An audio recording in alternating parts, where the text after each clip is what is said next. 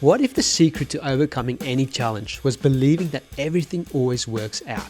I've just been able to visualise 6 months from that moment. It always works out. Ed walked away from university to follow his hands and his heart into carpentry. I got exposure to that tertiary education and that qualification there, and then also the carpentry side of things and the real hands-on experience, and I didn't know where it was going to lead at that time. Today we explore Ed's journey from apprentice to business owner, why he believes knowledge is power, and how his philosophy of everything always works out has guided him through challenges while building a successful construction company in Tasmania. This is about perseverance and continuous growth. Ed, big thank you for coming up all the way from Tassie. I know we've podcasted before and that was a good chat, but that was online. So I'm really stoked to have you in the studio today. And in preparation for this, we sent you some questions, some thoughts, because you and Tim, your business partner, have been on, well, you personally, but also as a business, have been on a journey, whether it be the last 12 months, whether it be since you guys started, or whether it be your whole career and life journey. And some of the stuff that you wrote down and raised, I thought is really cool. And so to make sure we don't miss anything, I'm going to go through nice and cleanly raising each piece, and I'm keen to hear you just unpack it for us and for the audience. I think a lot of what's here, because I have a chat with a lot of guys, I know for a fact it's going to resonate. So let's jump in. No worries. Thanks for having me. Pleasure. One of the first things that Andre asked you to give some thought to was milestones, and this idea of there being some key milestones that occurred during your life. The first one that you wrote here was becoming a dad twice. Can you unpack that a little bit more? Because that's not often the first answer that I would get if I ever asked someone that question. Yeah, and I think my responses probably weren't chronological, but more so maybe what was most important to me. And I think that was a big milestone for me, and it changes everything, as you'd know, having kids. Like becoming a dad is huge. It changes your life. It changes how you live your life. And then you sort of start thinking about things differently and how you can impact their lives and how you can lead by example and how you can provide for them. So it becomes, less about yourself and more about them when you become dad. So I think it was huge for me in, just sort of having that change of perspective. Yeah. And having kids was always something that you knew you were going to aim for? I think provided so. that healthy and you could? Yeah, I think so. It was I've always loved kids, and I think it was, it was just something that I could always see in my future. Yeah. And then I met Beck and now we've got two beautiful kids. And How old are they now? My daughter Emmy's 4, and the little fella's Solly. He's about to turn 3, so they're 16 months apart. So we're sort of just coming out of the trenches, but it's been a ride. That's brave. Yeah, having them that close together. I wouldn't have it any other way now. We're 2 and done. We're pretty stoked. Great kids, so we're lucky. I'm sure you come across it as well as a parent, especially having 2 kids. That idea of what's the ideal time span to separate them, whether it be 2 kids or 3 kids or however many. And I find overly consistently, you can say that, is whatever time span it is, it's perfect. Because whatever time span it ends up being, well, that's great, and you wouldn't have it any other way. And mostly because that's what you've known, and you've fallen in love with that. Exactly. That kid and the situation that is. So yeah. And ours are they're best mates. I guess because they're so close in age, they're going to grow up together, and they are really good friends. They also fight a lot, as you'd expect from siblings. But it's really cool to see how close they are, and hopefully they continue to be close, their whole lives. But I'm stoked. I think it was a battle. Beck and I were talking about it only last night, actually, about how hard it was. No sleep for years, our kids never really slept, so it was like a challenge. And then I'm trying to grow a business in the middle of that. Beck went back to work fairly early after both pregnancies. So, it was been a ride, but Yeah. we're coming out of it absolutely now, and it's just awesome. Yeah. Love it. What do you like in? Because that's it's so hard to. I find the challenge when you're in the thick of it. It's sometimes you can't think straight. You can't think long term. It's like, man, how are we going to do this? And your brain goes, this is forever. But yeah, what's some of the biggest contrasts from, let's say, being in the thick of it to now coming out of it? Yeah, I think it goes back to that perspective of like, now that we're kind of coming out of it, how you can set a really good example for your kids and how you can sort of be there. So it's a really important balance for me to just show up as a dad, be really present. It's coincided with some pretty big growth with the business. So I've always got work on my mind, but I've made a real effort to kind of come home and shut that off and just be present. Yeah. How do you find how do you go about doing that? It's not always easy, as I'm sure anyone that runs a business can, agree with. Beck and I put in like a strategy when I'm really busy or I've got a lot going on. It's like 4:30. We've just got a time. So like even if I'm home at 3:30, she knows that I need until 4:30 to finish work. Yeah. Make phone calls, shoot some emails off, whatever I need to do. Yeah. So we've sort of given that, so she just understands that that's still part of the day, and I've just got to finish it. And it's been really effective for us. Some days it's like pretty crazy. I'm home early and work's, on the back burner, and I can hang out with the kids. So, it's a bit of trial and error. Nothing works straight away, but I think it's really important to me to like. Kids, they are a constant reminder of what's actually important. So work's work, and I love it, and I'm proud of it, and it's growing and it's busy, but it's not my most important thing in my life. So my family is. So that's kind of it. Just they constantly remind you. So it's important to always bring yourself back to that. Yeah. Yeah. You mentioned that. Being one of the key milestones, having kids, and it changes your perspective on how you approach what you do, because now you're doing it to provide for them, you're doing it to lead by example, and definitely I agree with that. It's trying to figure out how to word it. When you have a real connection with them, with your kids, then it's everything means more. Like with anything, you meet someone, until you have a really deep friendship with them, doing something for them, you more eager to do it for them, if that makes sense. The reason I raise this is I was chatting to a builder the other day and had coffee with him, and just talking. He's just had a kid, and his kid's like 8 months old, and I was like, "How are you going with connecting with your kid?" And he was like, "Oh, kind of getting there." And I was like, "Well, if it helps, I didn't feel for the first year, 18 months, didn't feel like I had much of a connection with my kid until there was a bit more, I guess, interaction or sort of back and forth. And as they get older, you'd know with your 4-year-old, you can now have conversations and talk about things and do things. And it's, and then funny enough, he shared that with his business partner. His business partner called me and was like, man, that really... I've never spoken to anyone about it, but that's something I really struggle with. I didn't realize that was a thing that other dads struggle with. It's just connecting, and you can feel guilty sometimes about it. And is that something that you found challenging ever, connecting with the kids, or did it happen straight away, later on? Yeah, I feel like my daughter, our first, like I connected with her really early. Yeah. She's always been, her and I have always been really close from the start, basically.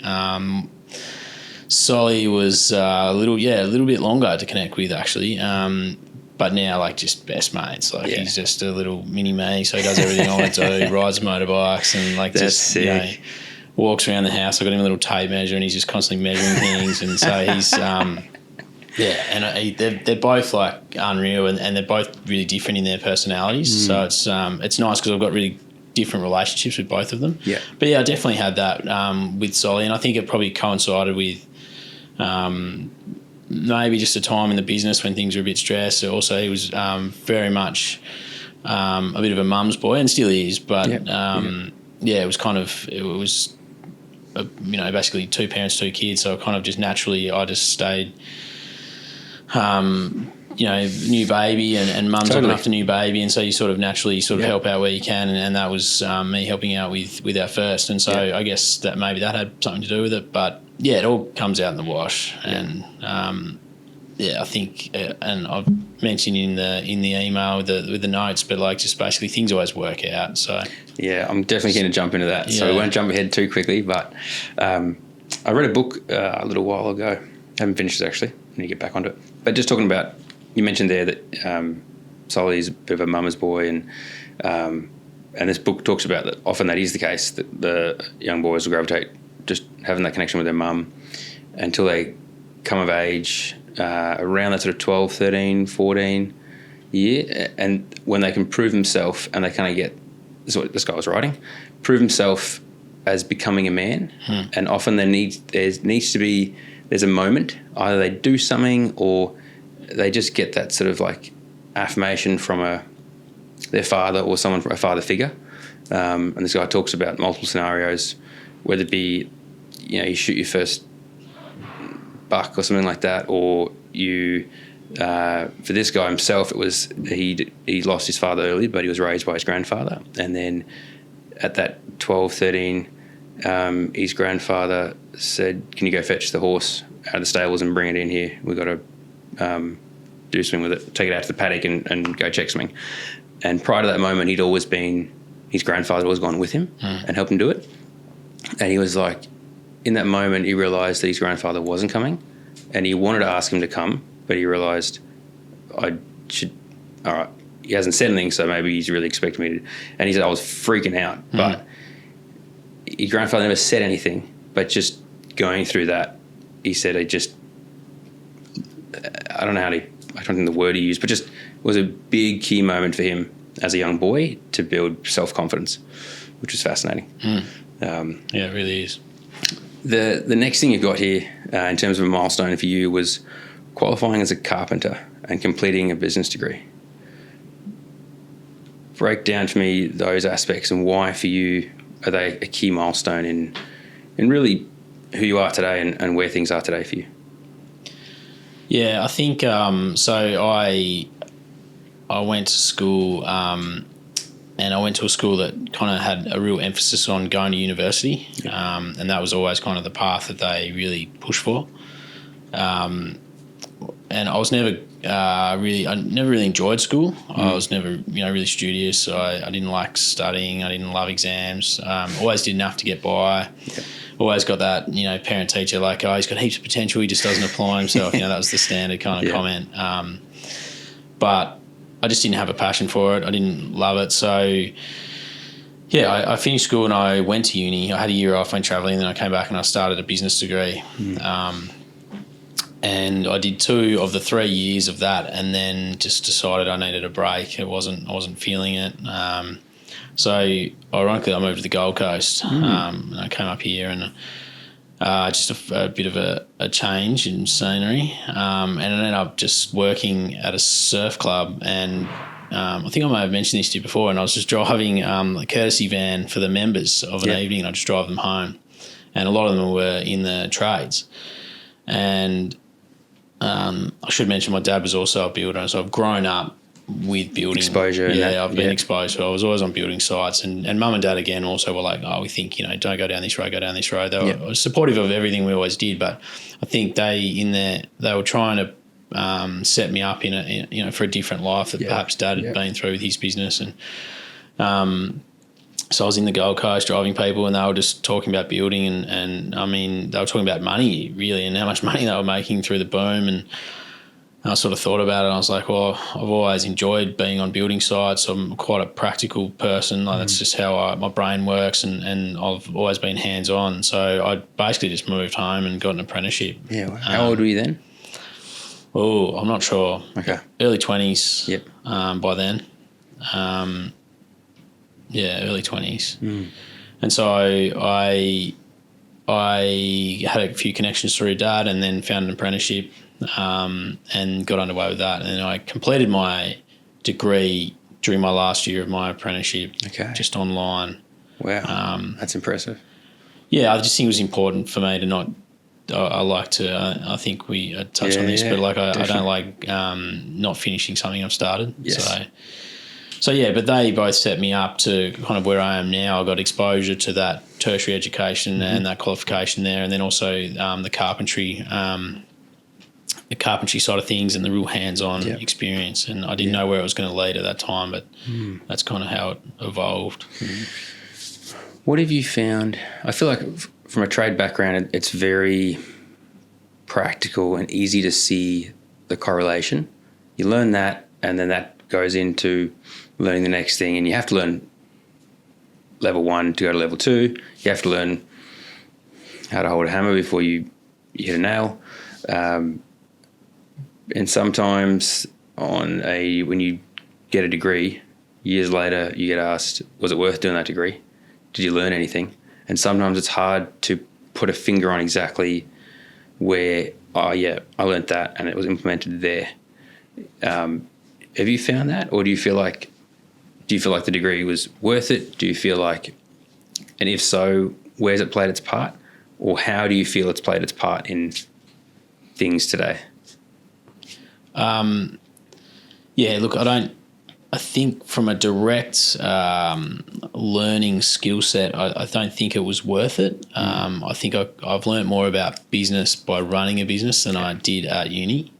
But that said, I think doing a degree taught me like critical thinking and learning how to absorb information and analyse that information. It taught me to learn, which I think is like life-changing. Yeah. So I think it indirectly or however you look at that, but I think it's been hugely beneficial for me. But yeah, in terms of the actual business knowledge, I retained some of it, but it wasn't really relevant until I started my own business and started building that business. And I've learned so much more just by doing than I did by reading books and sitting exams, I suppose. But yeah, I have found that in life, just having that level of education is so valuable, and it teaches you to sort of analyse and critically think and, and maybe strive to know more and learn more. And understand that you don't know everything, and so you've got to find a way to learn that. Yeah, it's another topic I know you put here. I'm keen to jump into as well. It's interesting you mentioned that idea of you've learned more running a business than, let's say, the theory when you learnt the degree.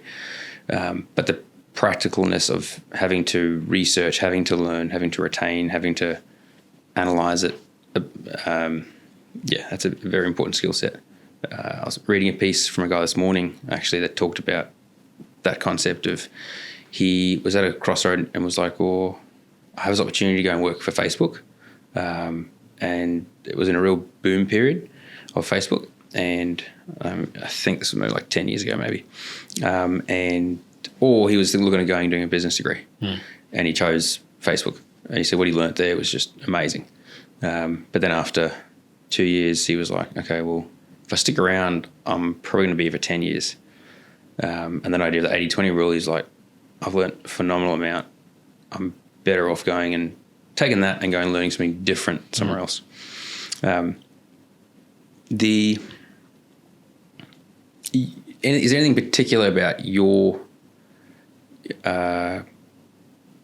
getting your qualification when it comes to carpentry that was unique, that you think you're very, very grateful for, and you think as you guys train apprentices, it's something that you want them to make sure that they get in their experience?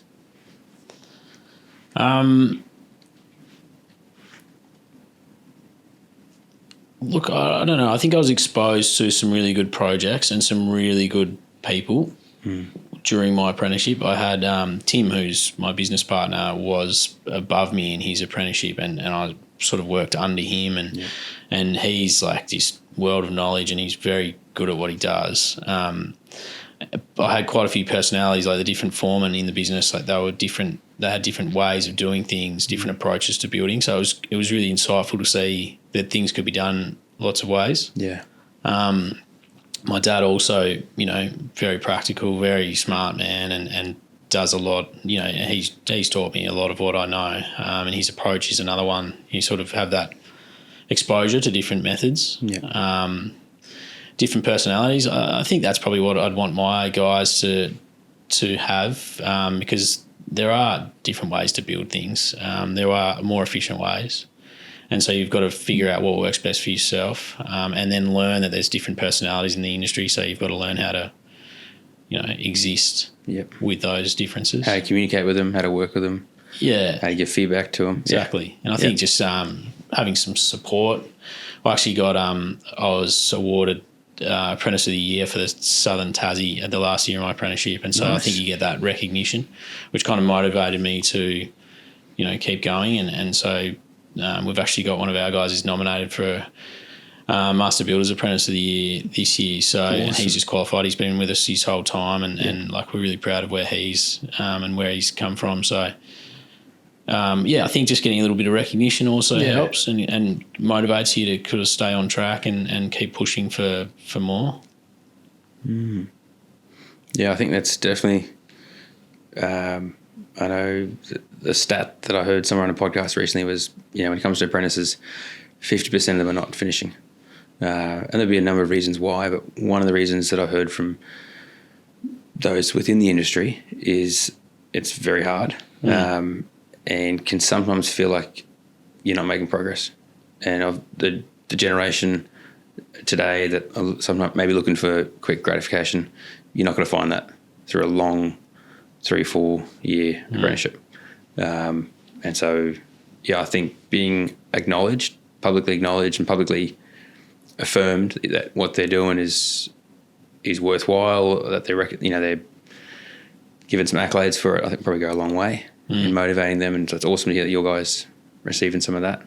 Yeah, I think it's big, just to sort of, encourage them to stick with it. And it's pretty cool to be able to build something and stand back and be like, I've done that. And when you get to that point in your time of your apprenticeship and you realise, and that, that might be your first year. For some guys, it might be not until your fourth year. It's everyone varies. But when you have that realisation that you're like, I've done this and I've done it on my own, without having to ask for too much help. And it's pretty, at least for me, it's a pretty profound moment. You sort of realisation that you can do this. And it's a really cool skill set. Building's great. Absolutely. And there's so many avenues within the industry that you can go to. So it suits a lot of people. So the more and more I spend time with builders, the more I want to go and do a mature age apprenticeship. Yeah, so right. Maybe I'll come down to Tassie and if you'll take me on. You'd love the weather, mate.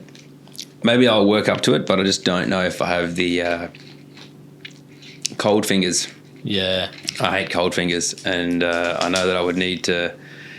Can't wear gloves, Tim will tease you. Oh, man. Another one you put here, you said, so travelling around the world as a big key milestone for you. You said, I was able to gain a great perspective on people's experiences and realise how fortunate we are in Australia with endless opportunities. Break that down a bit for me. Where were some of the places that you went, and what were some of the experiences that caused you to step back and go, wow, I'm very fortunate? Yeah, I mean, I've been pretty fortunate to do a lot of travel. I haven't done as much of late since kids and COVID and everything, but leading up to that, I travelled the world, and I did a 12-month trip around the world. I went to every continent but Antarctica, and it was so we saw a lot of countries, a lot of different ways of life, I think you sort of... what were you doing? Just backpacking around the world. Just experiencing? Yeah. That's cool. And how long was the total time of travel? It was nearly 12 months. Yeah, right. Yeah. So you had the time to sort of slow down and absorb experiences in different places. Yep. Yeah, and it was kind of fluid for the most part. We had a plan, had a few events that we wanted to go along the way, a few sort of festivals or whatever was happening at the time, and to experience that and then just plan loosely around that. But yeah, travel's always given me this perspective. You step away from your comfort space and you're away from home and your family and your people, and you sort of have to figure it out when you're traveling. Different languages, different rules, different, everything. So landscapes. And so you got to figure it out. So you sort of put yourself in that little uncomfortable space. and exist in there for a bit, and it's unreal. And then also you get to see other people and how they live and how they appreciate things.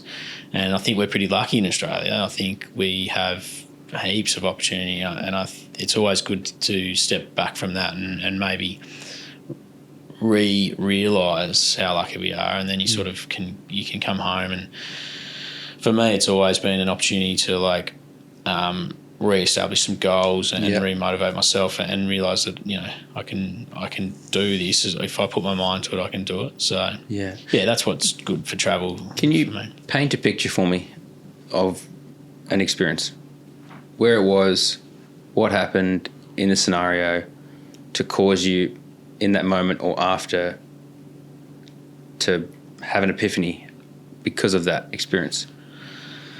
Oh, you put me on the spot. Spot here. Probably not specifically. I mean, there's always lots of little moments that come to mind, and this is, we're talking even a little one. Just like if I close my eyes, describe where you were. What you. I think for me, like Africa was a big one when we kind of cruised around there. And whereabouts in Africa? We went down the east coast all the way down to South Africa. Yeah. And you see some of the communities, some of the kids, they're just so happy, and they don't have much, in materialistic sort of items and toys, and like we've got so much, like, just thinking what's at home for my kids and the amount of stuff they have at home, like but they just make so much fun and happiness out of what they've got, and they're just content. They're very community based as well, so you sort of see like just big families, lots of little experiences like that, I think. Yeah. So how do you find, because the community one's definitely something I've experienced, I've observed, and you read about it, other people, like I'm hearing about it now. Sometimes though it's hard, like you think, it's amazing, I'd love to just, when you have, like, especially when you travel, you have an experience and it just hits you and you think, man, I want to keep doing this when I get home. I'd love it if everyone around me at home was like this. And then you get home and it's kind of hard. That memory is still there, but living like that is hard because society is different. How did you maybe find that? Yeah, I mean, it's so different, right? Like it's, we sort of move out of home and just move as far away from our parents as possible, like that's kind of how our society works, really. But you go to these sort of small villages and it's like you live next door to your grandparents and your aunts and uncles, and everyone's just there. It's really community based and it's like very supportive. So it is a bit different. I think, I don't know if you can change that kind of aspect of it, but more so just recognise who your support network is, who your family, your community is, and that's that might not necessarily be family. Like I've got a really good starting to really develop a good community within the network. Within the industry, and a really good network within the industry. I'm involved in master builders in Tassie a little bit, and there's some really like-minded guys there and girls, and it's like really cool to be part of that space. And so you learn who your community is, and you try and you just hang out with them and just get around that as much as possible. Really, it is very different. It's a different way of life. So I think that's what I was getting at with the perspective. You sort of understand. Yeah. How lucky we are. Yeah. And if you really want something and work for something, like we can, you can make it happen. So I think that's what, traveling's always been really good for me to just step back from the comfort zone and sort of, come back from that and go, oh, wow, let's go. Set some goals and make them happen. Definitely. I agree with that. It's been a very similar experience. I think the travelling, you can't, especially the way you did it, for sure. But you can't help it sometimes, but observing the way someone does things differently, I think just that alone is like, oh, okay, that's a different way. We don't do it like that. We wouldn't catch fish like that and do that, or in these communities they'll catch something and then it's not theirs. It's not mine, and I want to put it in a deep freeze and keep it all for myself. It's like, no, I'm gonna catch this. I'm gonna straight away go start sharing it. Just community is such a big thing, and so it's like, oh, that's a different different way to go about doing things. And I think just that experience alone sometimes can open your mind up to there is always very different ways about going about doing things, and opening your eyes up to, okay, how else could this be done? Not just this is the one way, the only way. Yeah, definitely.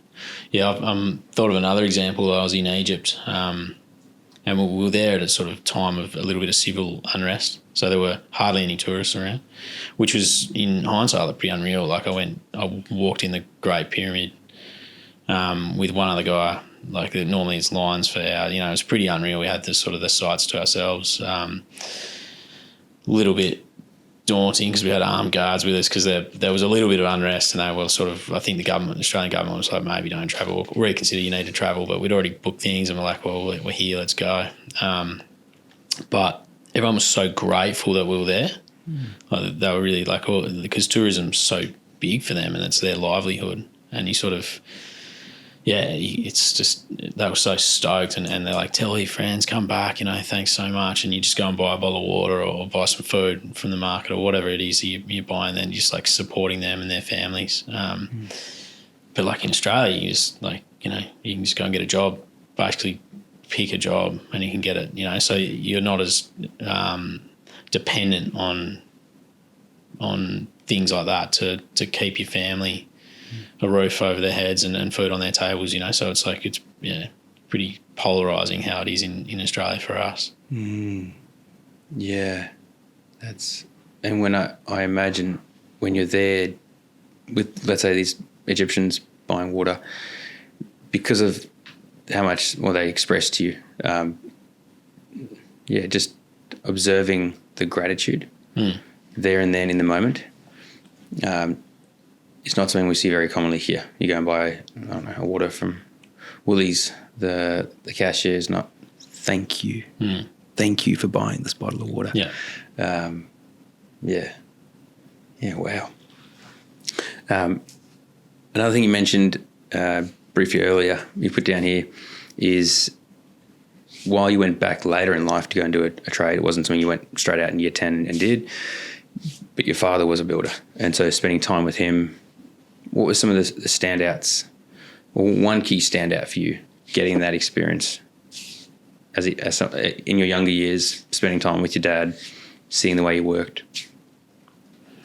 I think it was just exposure to building and just problem solving, really. So I think a lot of building is problem solving. So especially in the resi space perhaps and renovation space, there's always like things that you've got to fix or change or adjust, and you've just got to solve the problem. And Dad was really good at that, and he's really good at that. And so it's probably exposure to that, plus just being on site and seeing the camaraderie. So Dad was a sort of a one-man business, and got some subbies in for the larger projects when he needed a bit of help. But it was him, an electrician and a plumber, and they were just a team for like 30 plus years, and they're still mates. They still catch up for a beer now. They're all retired, but they still go and have a beer once a month and have lunch. And, they were just really, so it's that kind of camaraderie, that mateship that you form working on site. Yeah. And I'm sure a lot of you builders, can attest to this, but it's great. Like it's a bit different for me now. I'm in the office. I don't see the boys every day, and the team's scaled, and got a few more guys. But went back when it was just him and I, like it's just you guys, you're hands on, you're building things, and we've had some unreal projects when it was just the two of us, and built a house in Arthur's Lake in the middle of Tas in snow country, and we stayed there on site in our swags and, built this thing doing 10, 12-hour days, and it's just really cool, you form a really good mateship out of it. Yeah. So I saw that with Dad as well, which is, I think another one of the reasons that pushed me in that direction in the end. Mm. Yeah, that's something I think is very, very special. There aren't too many environments that can create that level of camaraderie. But conducive to that is just time with someone for long periods consistently, and then going through challenges. Yeah. It's a lot safer than going off to war with your comrades, that I've read and heard about, creating some pretty lifelong bonds. But yeah, definitely something that's something pretty special that I do hear from a lot of our guys, or just guys in the industry. The guys you do spend time on site with day in, day out, you can have those friendships for a lifetime. For life, absolutely. And it's fun, right? Like you're outside, unless it's raining and winter in Tassie, but like you're outside working with your hands, building something, having a laugh. There's always a fair bit of carry on, a fair bit of banter. Yeah. It's good fun. Like it's a whole different world to like an office job. I sit in my office now and I, make a few phone calls, but it's a lot more polite than, what it perhaps would have been on site back in the day with Timmy and I. But the boys have heaps of fun and just working with your hands and building something. I don't know, it's great. The last point you put here is one of my mantras or mottos is everything always works out. You said, this allowed you to go with the flow to some extent, and in your path just naturally presented itself and where you are now. Talk me through what that motto means for you. Everything always works out. Where's that come into play? Yeah, look, I think it's something I've sort of realised over my life that I'm pretty lucky. I've got a really good family, really good support network. Always been granted amazing opportunities. So I guess and because of that I'm really lucky, but I've always just found that things always work out. I know it's really basic, but in the heat of the moment when you're really stressed about something, you can't see a way out, you sort of just get tunnel vision, you're just really locked on about something that's gone wrong or something that's happened in your life. I've just been able to like visualise, 6 months from that moment, and it always works out. So it's allowed me to kind of just chill out and just sort of have that perspective of, well, right now I'm a bit stressed. There's some stuff happening, and that's it's not just in business. It's in life. It's in everything, and it has to this day. It's always just worked out, So, what's because there'll be guys listening to this that might be in challenging situations at the moment, and that's helpful for them. What if we look back in the last 6 months, 12 months, 5 years? What has been an example where, in hindsight, maybe because hindsight's always easy, where you've now seen, okay, you know what, why was I stressed or overthinking something? Where, you know what, there you go. There's an example where I was in this situation and everything all worked out. And one thing I'd add, and this is something I've observed with you, that concept of everything always works out it doesn't just happen. It helps, that quote, and you can rip me to shreds if I've got it all wrong here, but this is an observation. That saying that to yourself, that mantra, helps you to relax, helps you to think clearly, so that you can take action. Some of the challenges that you and I've discussed, you guys have been through, you took action, and that is why things have worked out. Can you paint a picture, maybe, if you don't mind, of the distinction between it's not just it'll all work out, sit on your bum and it'll just fall in your lap? Yeah, I mean, I think you're exactly right. It allows you to refocus and calm down, and then work out a strategy to move forward. Like a main example that I've definitely spoken to you about before, like the business was going through a pretty quiet patch. We lost a couple of contracts that we thought were a shoe-in. I was maybe a little complacent in my role, and so we thought we had work moving forward, and it kind of all just started dropping off. And we had a growing team at the time, and it was super stressful. We were just kind of doing whatever we could to stay afloat, taking on smaller projects, bathroom renos, just anything, even like little repair jobs. So it came down to whatever I could just figure out to get another week for work for the guys, because the next option was to let them go. And we'd invested in this team. We got some guys that we're really happy with and a massive part of our team. And we didn't want to go down that road. But so I think that's probably the main example that allowed me.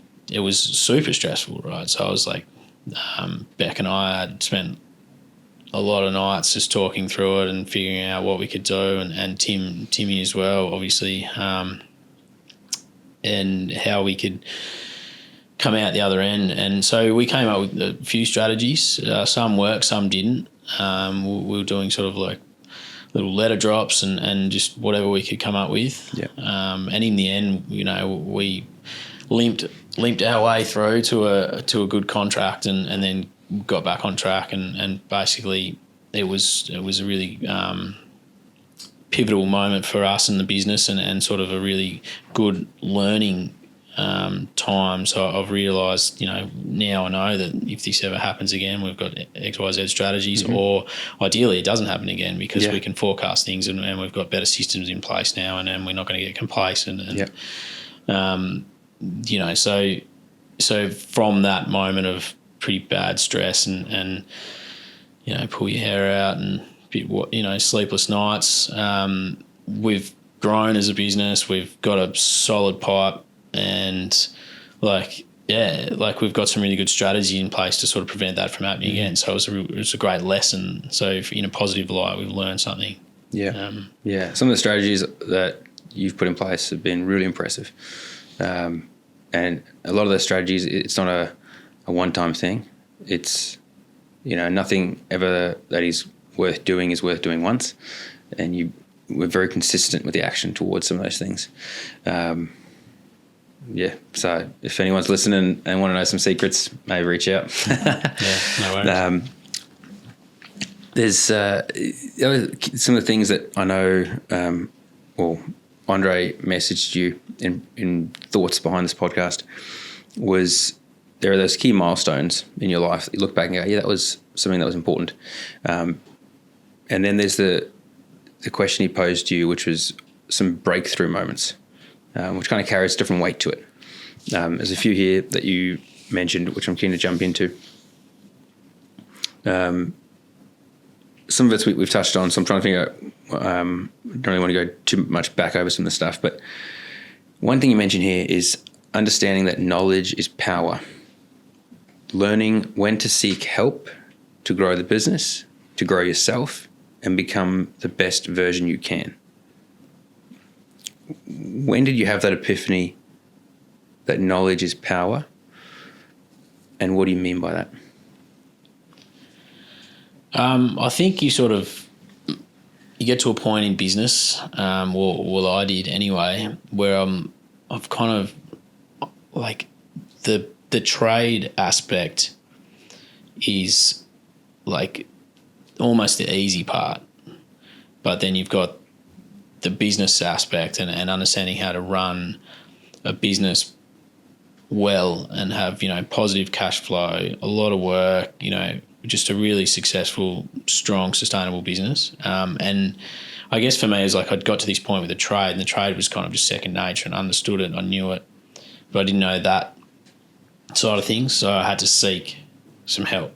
And, I went through, I was lucky enough to go to a little, just an info session where there was a business coach that was attending one of the master builders sessions, and sort of opened my eyes up to that world and seeking help. And then from that, it kind of snowballed, right? So I had exposure to certain books. Yep. You understand the importance of seeking help and the who, not how. I can't even remember half of them that I've read and listened to on audio books now, but just these moments that you're like, oh, well, I don't know that, so it's all right. I'm going to learn it, or I'm going to get someone who does know it to teach me or help me through that process.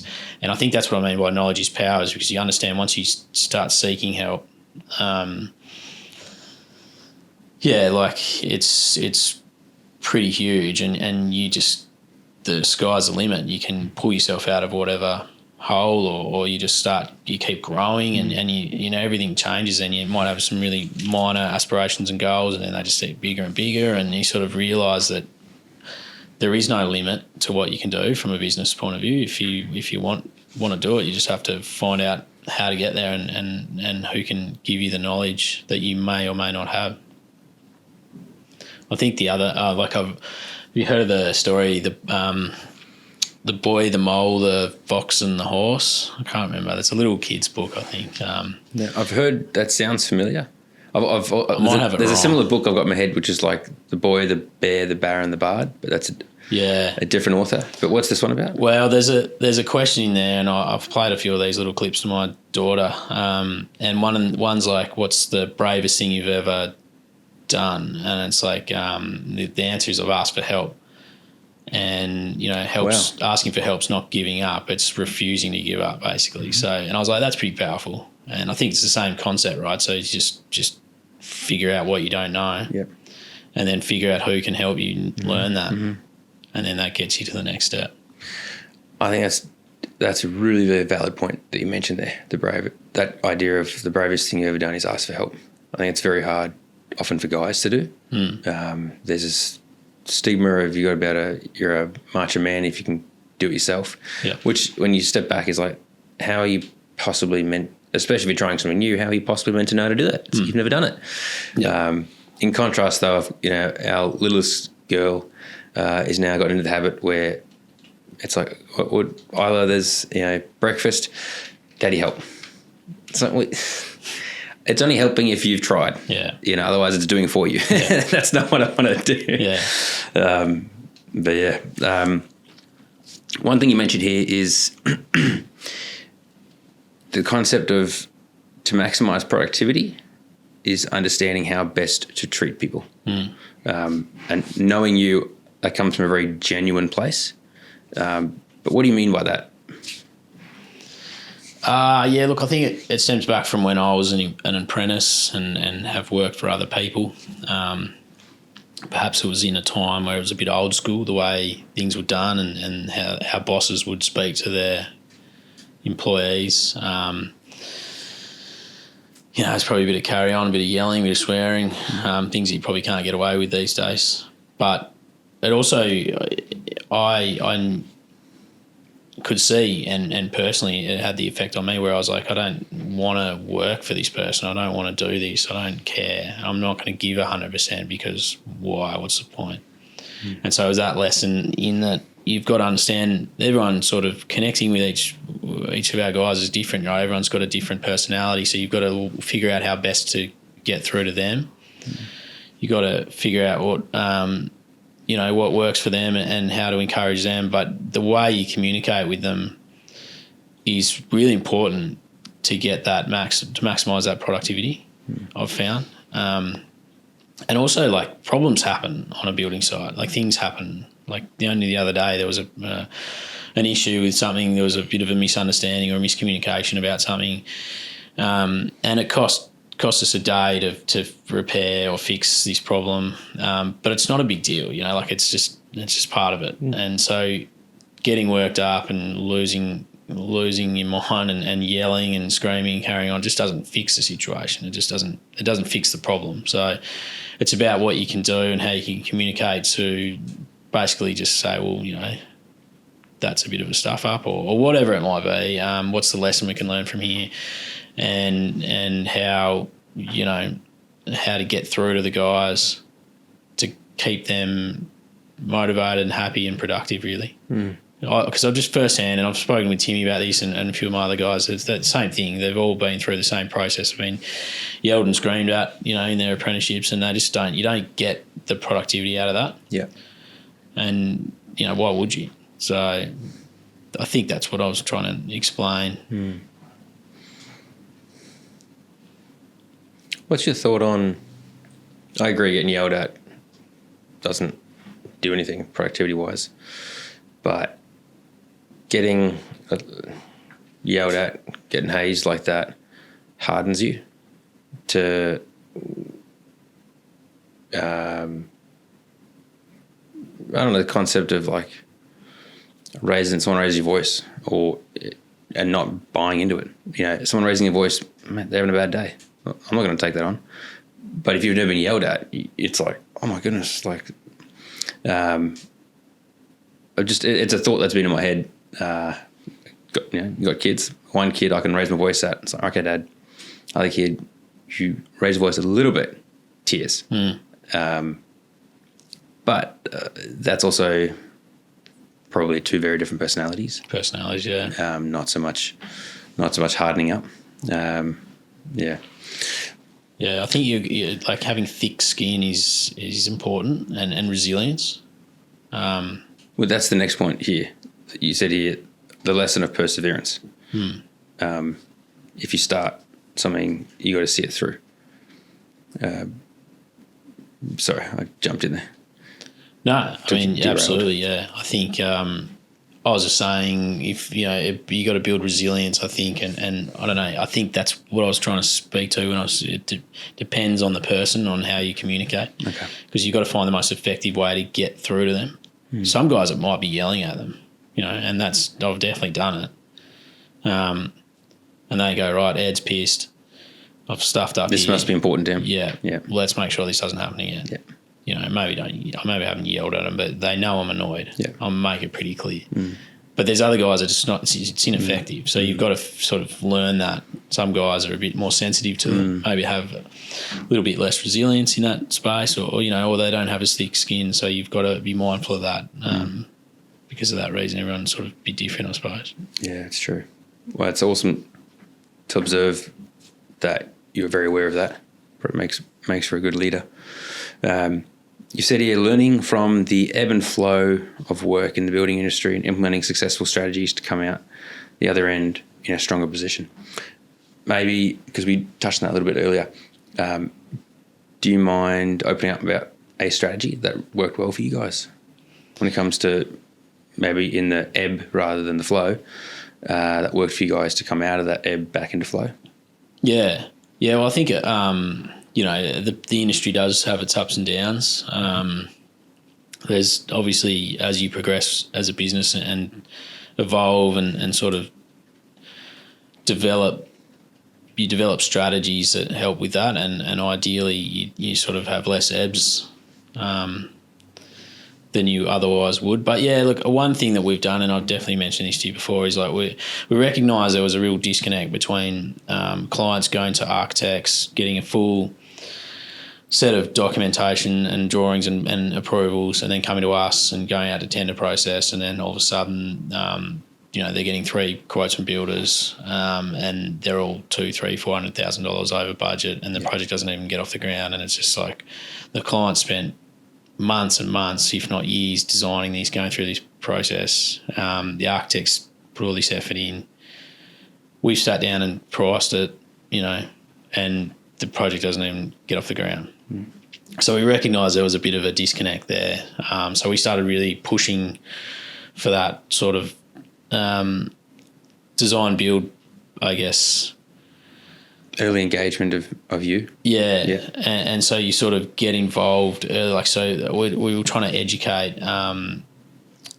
that the importance of getting involved with the builder early, whether they're involved in the design or not, but just getting involved with the builder early. And it's not about it's really hard because it often comes down to budget, and a lot of people just go the cheapest price, which doesn't always work. And in fact, more often than not, it doesn't. But yeah, we're trying to educate people to get involved with a builder first. And it didn't matter if it was us or any other builder, like another reputable builder. You just say, it's really important that you do this, because there's so much to be gained from doing that. It's value management. It's just some functional tips or sort of, you can share your experiences on previous jobs, and we've done this because of this, and then that might influence the design somewhat, and you can really delve into that. And then at the end of the day, you've established this really great relationship with the client, with the designer, and it's likely, because you've been involved from the start, that you value manage that throughout the process, and it's likely the project's going to get off the ground. So we got really big on that and trying to reach out to some architects and trying to get involved really, really early. And we shared our sort of processes with the architects. From memory, the first couple of calls, the door got closed in your face, but you persevered. Talk me through that, because that's something I find is valuable, because often I'll mention, say, this kind of strategy or process, and guys will do 1 or 2 calls, and the architects they speak to not interested in in that relationship, that style of doing things. Talk me through what that was like. Did everyone you call, were they love the idea, keen to jump on board with you about it, or what did it look like? Yeah, we definitely had a few guys that weren't interested. They were set in their ways, maybe a bit old school. Kind of had their set builders, kind of had their styles and their processes, and we're just like, well, this is how we do it. And, I'm going to take it to tender, and if it gets built, it gets built. If it doesn't, it doesn't. But then we also had, on the flip side, some great success, and got some really great relationships with designers out of it, and they were stoked. They were like, "Yeah, absolutely. I've just spent 12 months on this, custom house build, and it's not going to get built because they can't afford it." And I guess they're creatives. The designers are creatives, right? They bring to the table is epic. It's like a different perspective, maybe, from what the builder would bring in their functionality of and the buildability of a place, but they might not necessarily have that experience in costing things. They might not be as up to date with costings, and so it's if you can collaborate early, and I think that's what we're trying to educate people is just this collaboration. Is you get the best outcome for everyone. So the architect gets to design a cool house, the builder gets to build a cool house, and the client gets a cool house. Which is what everyone wants to do. So it's just like trying to educate people that collaboration is so key and collaborating early. But yeah, we definitely had some people that weren't interested, and now we've got some designers that are stoked, and it's becoming. I've spoken with you about this, but I'm more confident in just ringing up and saying this is it, or in catching up with someone for a coffee and introducing myself and saying these are our processes. Yeah. I've got 3 clients that have reached out to me looking for a designer. I feel like you'd be a good fit. Let's collaborate, and it just becomes really cohesive, and you get the best result possible. So. Yeah, love that. Yeah, I mean, a lot of that story you have shared with me, and I just love hearing it every time. And I've shared with many guys because no doubt it was a bit. There was hesitancy to start reaching out and making that call. Like you said, now you got it dialed in. You're very confident to reach out, and it's an easy conversation now because you've had it so many times. But initially, I imagine it was daunting. Yeah, I think, and early on in our business, we're up and coming builders, and you don't necessarily have those established relationships with architects, and so. For me personally, you sort of look at these architects that are designing award-winning, beautiful homes, and you're like, oh, there's no way they'll want to work with us. And so you have this little, it's almost like the imposter syndrome where you don't feel qualified. So once you get over that little hurdle, and you realise that what we bring to the table is a whole different perspective, it's a whole different skill set, and it's just as valuable to the client as the design. And to work as a team from the start is just the best outcome. Yeah. Yeah. So we've had some success with it, and we're still evolving the process. We're still sort of figuring it out. We're still reaching out to architects, and now we've got some really good relationships. But yeah, it's definitely been a great learning curve. Yeah, I bet. Another thing you mentioned here is you said as we've grown in the business, you focused on business development more, and your goals have evolved as well and have become clearer. How did that occur, and how does that look? So I think you go into business and don't really think about it. You just all of a sudden you're building homes and you're sending invoices and you've got money coming in, and then that business evolves and you start getting employees, and you build a team and you've got more projects, and there's a lot that happens in that space, and it's sort of your goals shift and develop as the business develops, I think, and for me personally. So our initial goal is just to get work and have money coming in and get paid. I suppose it's quite fundamental, it's quite basic. And then you go, right now we've got 10 guys and we've got we need 12 months of work in the pipeline, and we need to be, have positive cash flow and just have and then it shifts to like, right, well, now we've got work for 2 years. We've got money coming in. Everything's looking really healthy. But like, let's just tweak that to be like, all right, we want to build this way. We want to build these type of houses for this type of person. And so you start really zeroing in on how to strategize for that to be the case. And I think and similarly, like you have kids, you're like, you start really going, well, now I want to build a legacy, or I want my kids to see that I've evolved from this little starting business to where I am now, and whether they're involved in it or not, it's almost irrelevant. I just want them to see that it's possible. And so you start looking at what that legacy looks like. So your goals really transform as the business evolves and develops and grows. And we're sort of leaning towards more like really high performance homes, healthy homes that are just generational homes that last forever, and they're really, they're just to the highest standard. Yeah. Not to say that we didn't put that effort in from the start with our homes, but we're just, as we're learning about different construction methods and growing with what we know and what we're learning. Evolved hugely from when you started. Absolutely, yeah. And it's so important to keep up with those evolutions. Yeah, absolutely. And like Timmy and I have just done our passive house tradesman training course, and that space is going to become huge, and like, yeah, it's just so important to build that way.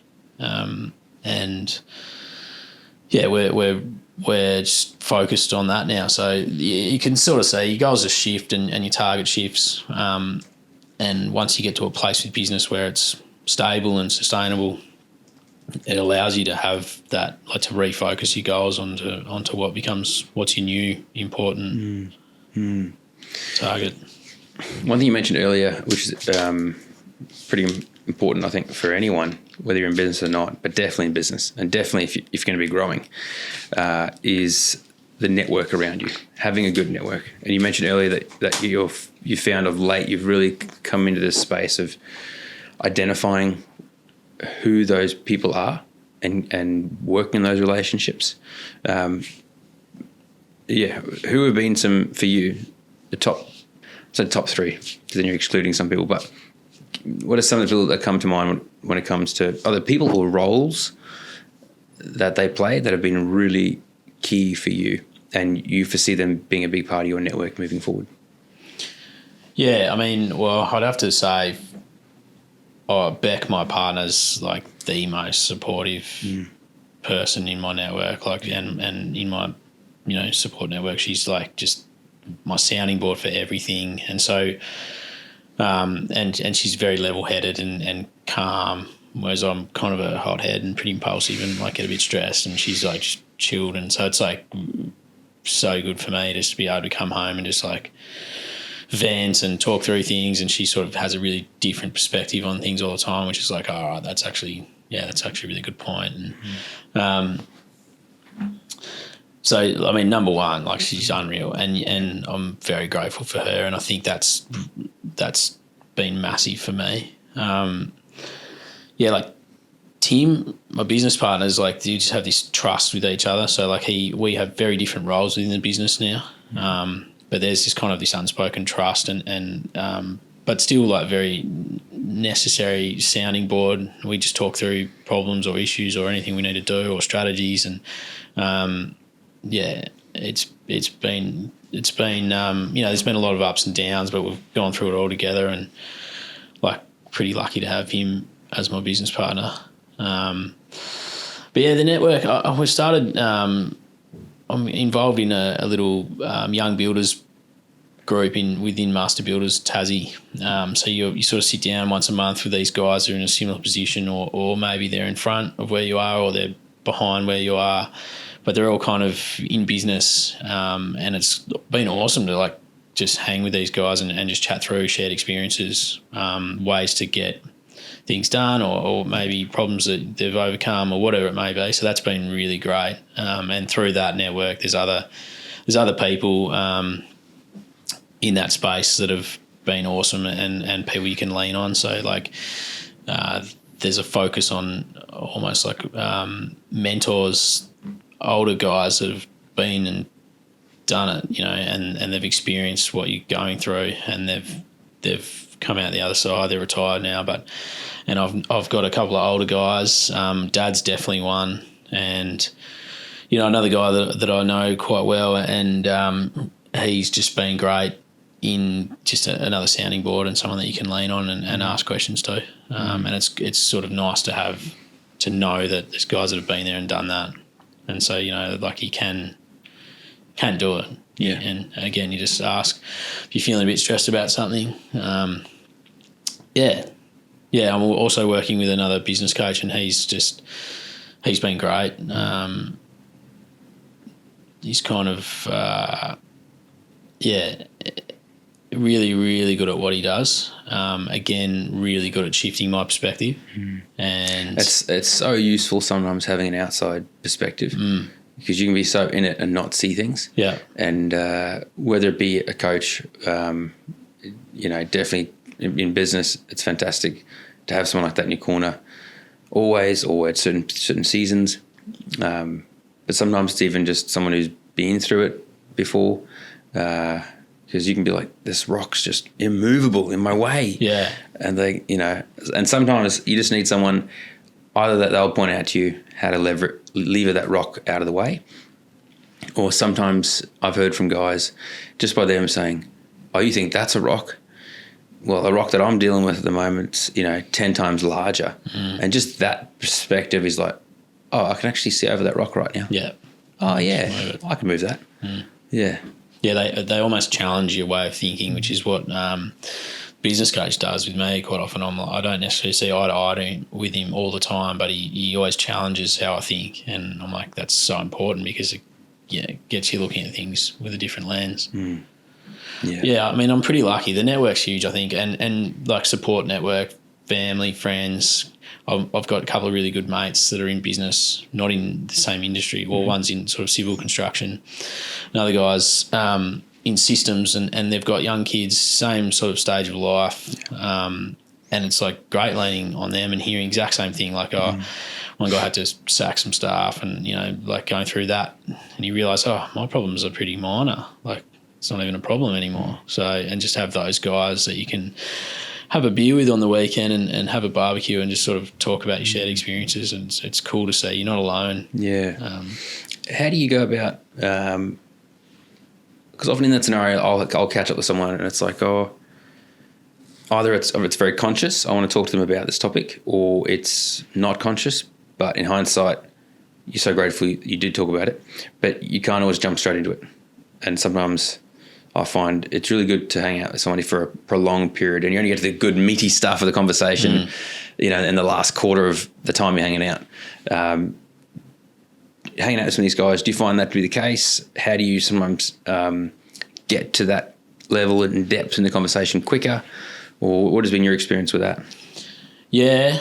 I mean, I think depending on the size of the problem, like sometimes people, like some of these guys just need a vent, and so they're hanging for it. Which is cool to see. Like, that is like, you know, that you'll listen and then share your experience back. Sometimes it just sort of comes out at the end. Like, we'll go for a game of golf's great for it, because you know, you get to sort of the 9th, 10th hole, and then you start opening up, and might have a few social beers on the course, and then things start flowing. So it's good. It's good like that as well, really. Yeah. But yeah, I think that's good. Yeah.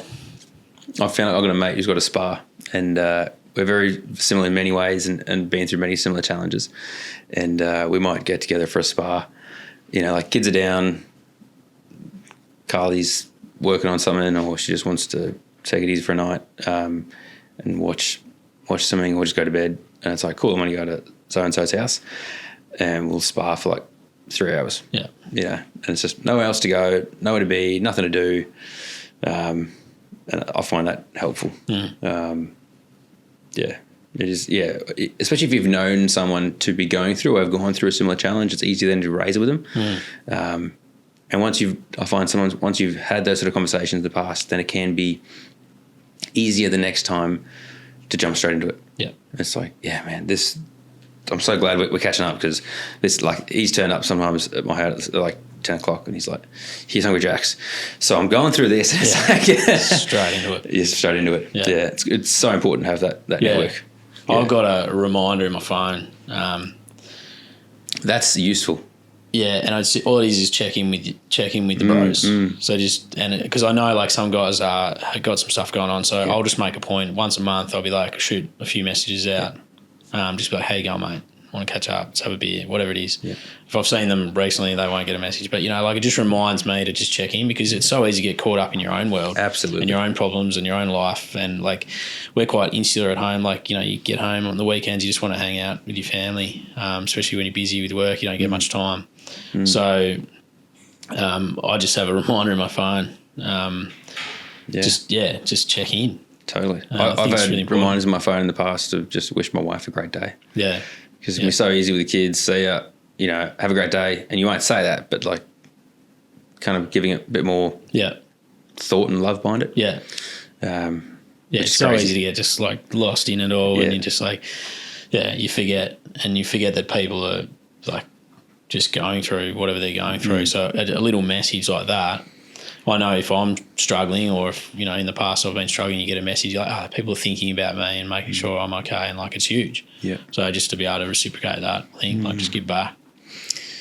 One thing that you haven't necessarily put here in the notes, but again, just an observation that I've made and through conversations with you, and you've gone, actually, because of these experiences and lessons, you've actually allowed it to influence the way you do things, and that is around just how well you communicate, whether it be with other trades, other consultants, definitely with your clients, and you've become a lot more transparent with things.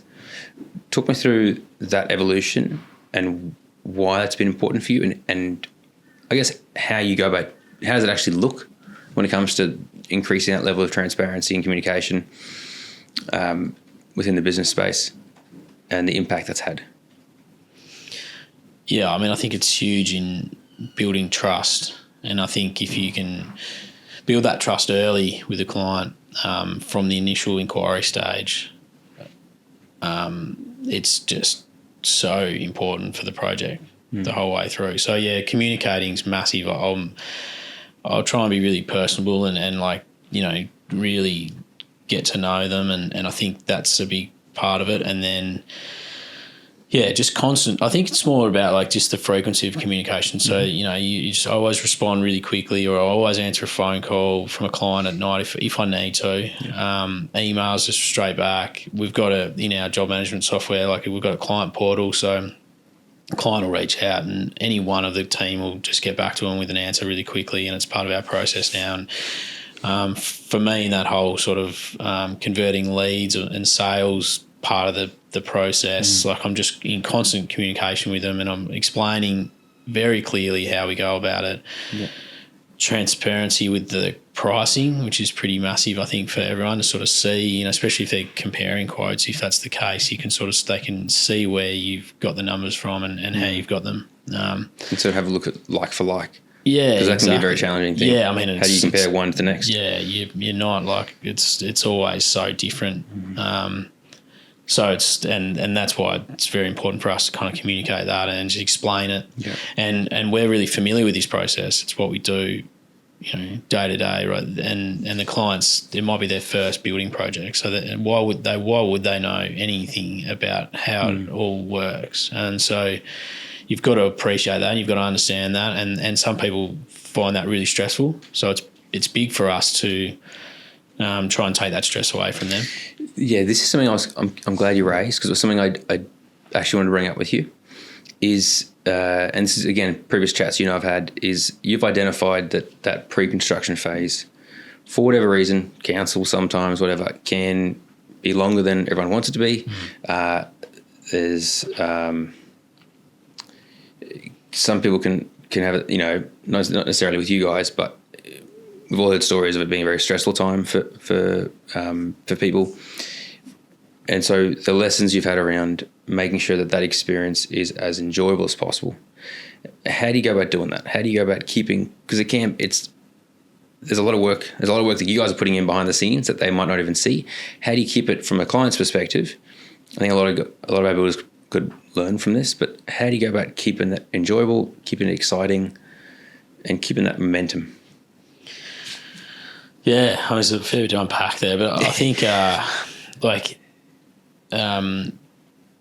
being realistic from the start about timeframes. So, if you tell someone you'll get this design from concept through to building approval in 3 months, you're not being realistic. So you need to probably be really realistic and give them a decent timeline to understand, and then talk them through the process. It also comes back to being involved early. I know a client we have now, we're building their house. We were always going to build their house, but they came to us with a finished set of plans, and we weren't involved much throughout that pre-construction phase. And they had a horrible experience. It took nearly 3 years. Man. And engineering was like, again, they kept getting told, like, we'll have it in 2 months, and it was just like 6 months. And then, like, they paid a lot of money for these designs. It's a custom new build, well over $2 million. And you just kind of expect this level of, professionalism from some of these guys, and they just weren't getting it. And the clients were like really just over it, like really flat. And I think, they're building a forever dream home for their family, and the excitement just got lost. Yeah. And they just kind of like, let's just, our start date kept getting pushed back because they just couldn't get things over the line. I guess what we try and do is get involved early, be really realistic with the timelines, and then just check in constantly, because it's quite easy to go, it sits with the designer and then it's sitting with council, and there's some RFIs that need responding to, and or they're waiting on engineers, designers waiting on some engineering, so like in the background I'll just be checking in, like, hey mate, have you heard from the engineer? You want me to chase him up? Whatever needs to happen, and then relaying that update to the client, so they feel like they're in the loop and they feel like it's happening. I think that's a very important part you mentioned there, because that's definitely one thing we've experienced from a business perspective, and from we might say pre-production, in terms of that sales process before it's locked in. And so for you guys in that pre-construction before the contract's signed, communication is massive. And hearing from a lot of guys that do that well, like you guys, even the smallest little thing that's occurring, even if it's just you've taken action's been taken, and maybe there's been no progress because you're waiting for information and you're just chasing the engineer, whatever that is, just that communication, letting them know that you've thought about them, you've given thought and time and energy to their project, just keeps the flame burning in their mind, keeps them excited for it. So important, rather than, I can't tell you how many times I've spoken to guys where it's like, so you've had this conversation with the client, and then you go away and do some stuff, and you come back. What's that time gap? It's like, I don't know, 8 weeks. It's like, how many times are you communicating with the client in that time frame? No, we wait till we've got all the information, then we come back to them. It's like 8 weeks. 8 weeks they haven't heard from you. Do you have any idea what's going on in their head? You're also relinquishing a lot of control of the outcome by doing it that way. Yeah. So that's something I've really noticed and admired with what you guys do.